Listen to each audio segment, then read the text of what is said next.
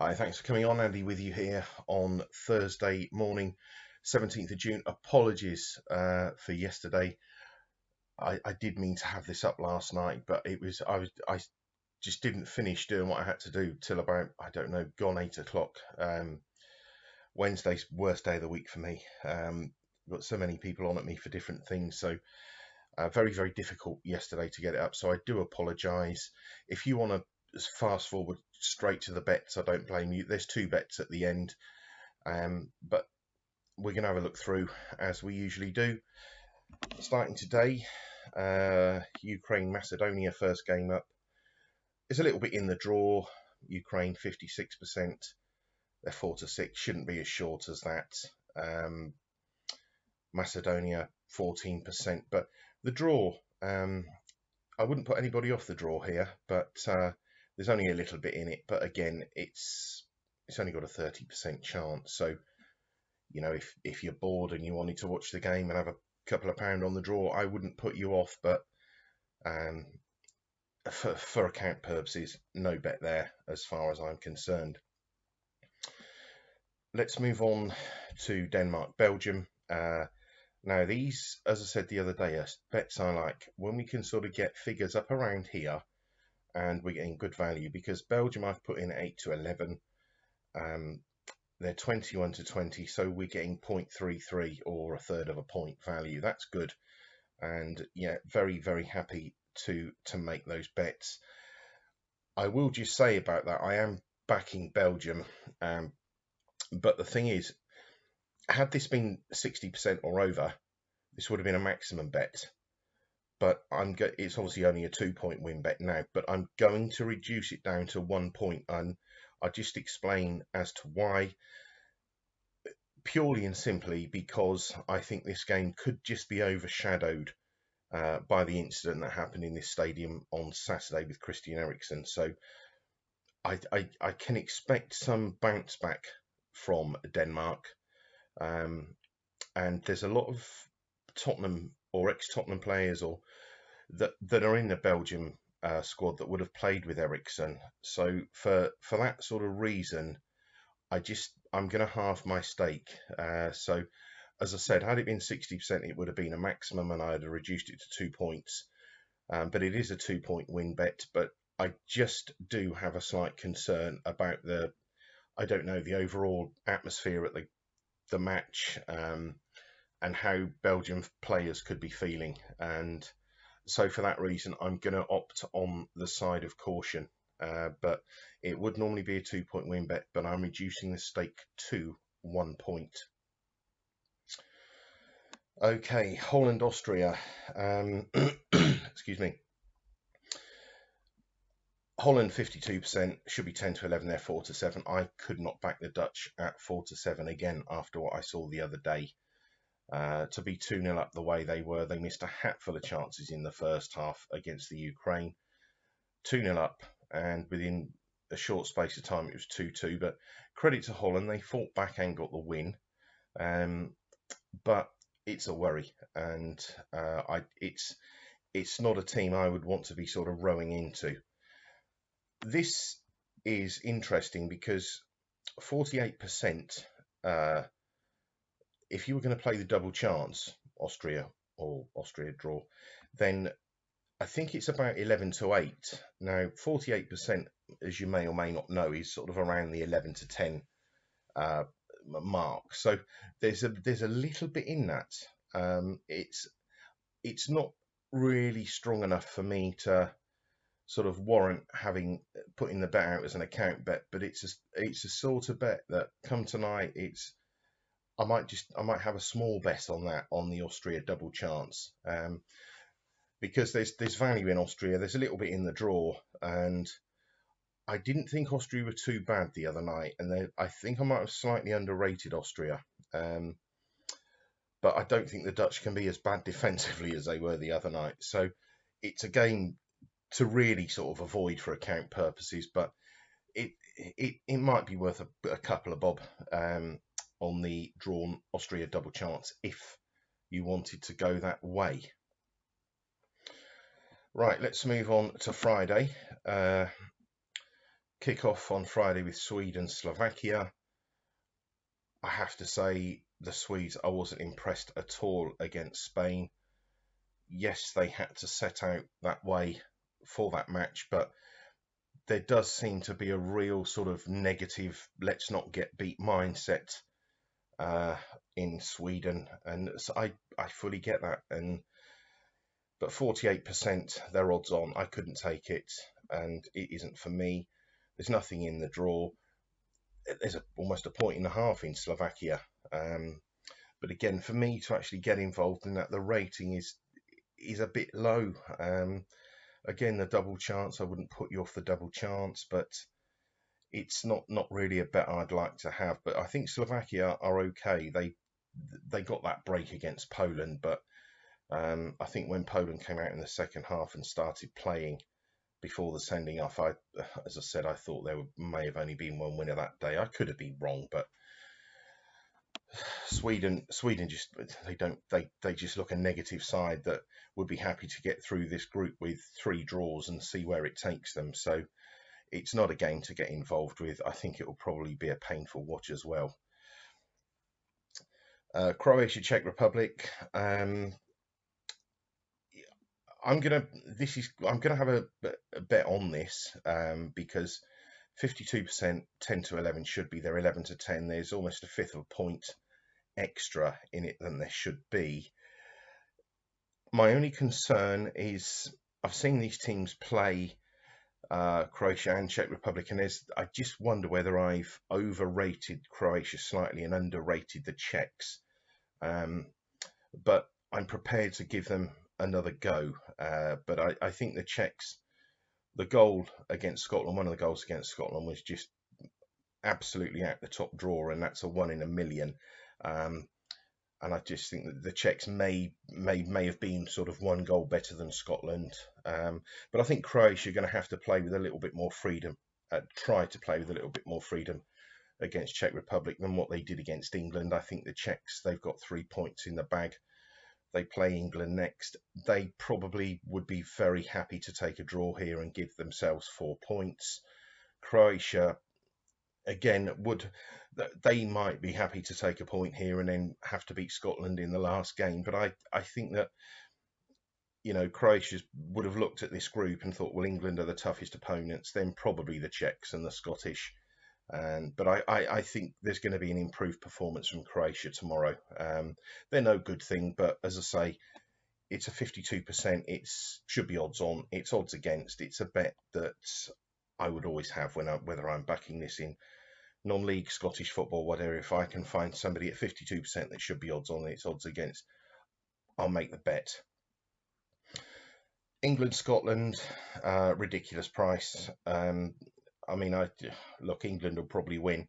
The rating tells me they're obviously the most likeliest winners, but 100 to 30 on is just no price at all. I put them in at 2s on, which is what I sort of expected, but 100 to 30 on it's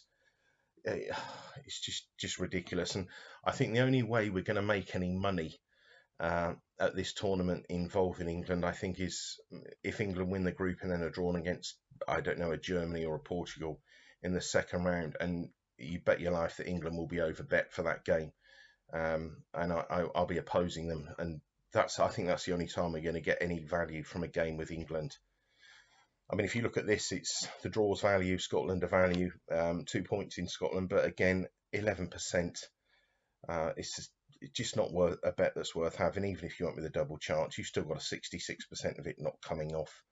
There's over a point in the draw. So from that, England will win. If you wanted to, the bets that I've put up today, if you wanted to put England in there with doubles to try to bulk it up a bit, I wouldn't put anybody off. I won't touch the game. It just isn't worth it. Right, I just wanted to, before we put the bets up on the and go through the results, I just wanted to quickly show you this. This is something which I do look at as I'm going through the season and tournaments, and these are the teams that we've had rated 60% or above. Now, and these are the other teams that have rated 59% or lower. If we look at the 60%, we've had 8 bets, 6 winners, which sounds brilliant, doesn't it? It sounds crikey. He's had 8 bets, 6 winners, 75% strike rate. But just look at the profit, 1.39. That's a profit on investment of 17%. 17% is good. It's a bit lower than what I'd aim for over a season, but I think that's a good figure. But just look at some of the prices that we've had in the top rated selections. It's the SP is beyond my control, but I'm just wanting to point out that that it's not about just finding the top rated, because if we just constantly back to all of the top rated selections, we'd have had 15 bets, 9 winners, which is 60%, which again sounds fantastic, but not even half a point. Look at SP, profit on investment of 3%. And when you look at that, this just shows how difficult that sort of top level football, Premier League football, top international football is so hard to make money, and that the bookmakers have it priced up so correctly.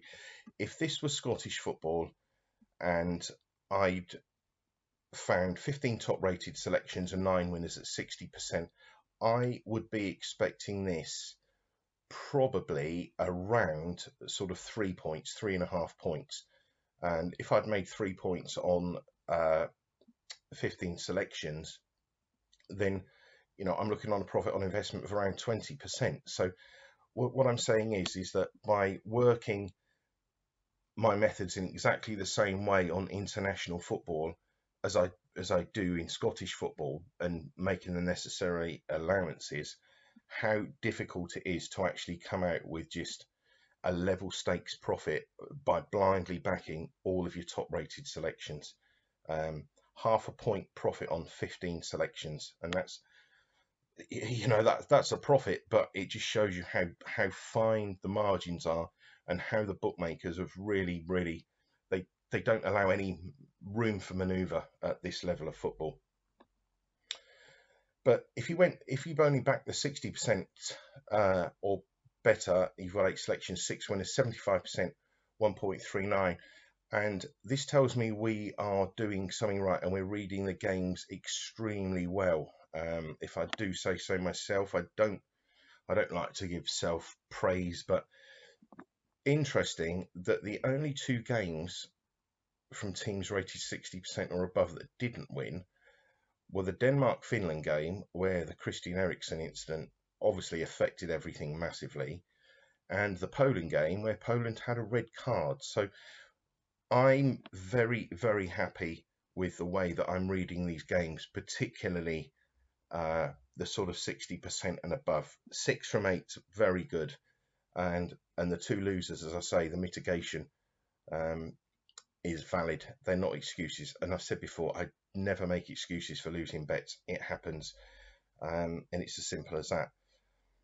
But yeah, I just wanted to show you this, not to say how good the 60% ratings were, but just how difficult it is to make money from just blindly backing top rated selections. 15 bets and half a point is pretty bad. It's still a profit, but it's a small profit. Right, let's have a look at the results then. And the 2 bets I'm going to have today, obviously Belgium to beat Denmark, 1 point. That was 3% away from being a maximum bet. But it would be a 2-point win bet under normal circumstances. But as I say, I've had to reduce the stake because of the situation of the game. And I just think that there could be emotions could play a big part in this game today. And I just think we just take our time. Betting on football is a long-term thing. You're not going to get rich quick betting on football. I promise you that, guys. I've been doing this for many, many years, and it is a slow, long-term investment thing, football. And but it's one of the best ways to make money. So we've halved that bet down for reasons I've just said. And the other bet, Croatia to beat Czech Republic, 1 point to win, 11 to 10 is available. That should be odds on. and fingers crossed we can have a good couple of days. Let's go back. We had a fantastic last couple of days, didn't we? Portugal to win to nil, 1 point. Portugal, Italy double, 2 points, and Italy to win to nil, 1 point. And really happy that somebody emailed in and said I did the double on the 0-0s. Portugal to win to nil, Italy to win to nil. I didn't do it myself, and I did say, didn't I? I wouldn't put anybody off. I didn't do it myself, but very, very happy with where we are. We've been at it less than a week, and 8 bets, 5 winners, 62% strike rate, profit of 3.92, and profit on investment of 32.67. 4 2-point win bets, 3 winners, that's 75%. So I'm really, really happy. Now, I said to you at the start of the tournament, if I could come out of this tournament with 4 or 5 points, that would do me. It really would, because if you look at things, it's a tournament, it's, 4 weeks long or a month or whatever, and I look at that and I think, well, that's 4 weeks, 4.5 weeks. If I can come out of that with 4 to 5 points, I would take that. It doesn't mean I'm going to stop betting just because we've almost hit the target. That's not what I do. We could have a run of the next 4 or 5 days where this could go back to this, and that's what it is. It's but on the other hand, it could go the other way and we could double this. And just saying what I said here on the previous page about backing the top rated selections, and even if the 60% or better we only made 1.39 from, it's about using these ratings to find the value and to find the correct bets, because had we just backed the 60%, we wouldn't have a profit anywhere near like that. So what we've done is I'm very, very happy with. And the overall position on the tournament, as I did say to you before on the first preview of the Euros, France, Portugal, Germany, Italy were the 4 teams that I said were value that could win it. The other value bet was Denmark, but I said at the time that they were too lower rating. I'd never had anybody win off that rating, but I think our position on those 4 teams is very, very good. I think Italy looks superb. Portugal should have had a hatful the other night against Hungary. I thought it was a very partisan crowd, obviously, and the referee I thought was appalling. I thought Portugal played 12 men. But for me, the performance so far of the tournament's been France. I think to win in Germany is superb. And the thing is as well, I marked up the Germans' performance from. I don't look at games and think, oh, France beat Germany, that's an extra few points of France and that's a few points off Germany, because I thought Germany played well, and I think that Germany will beat most sides at this tournament. And who knows, these two could possibly meet in the final or something further down the line, and it could be a completely different game. But for me, France, the performance was very good, and I think, as I said on Twitter, I can't for the life of me now see the winner coming outside of France, Portugal, Italy, and still possibly Germany. I really don't see anybody else other than those winning the tournament. I think Belgium, as good as they are going forward, the defence hasn't been tested, and I think that defence will crumble, particularly against one of those top 4 sides. England, I'm not even going to go there, no chance. Spain look impotent for all the pretty football. I don't see them as winners.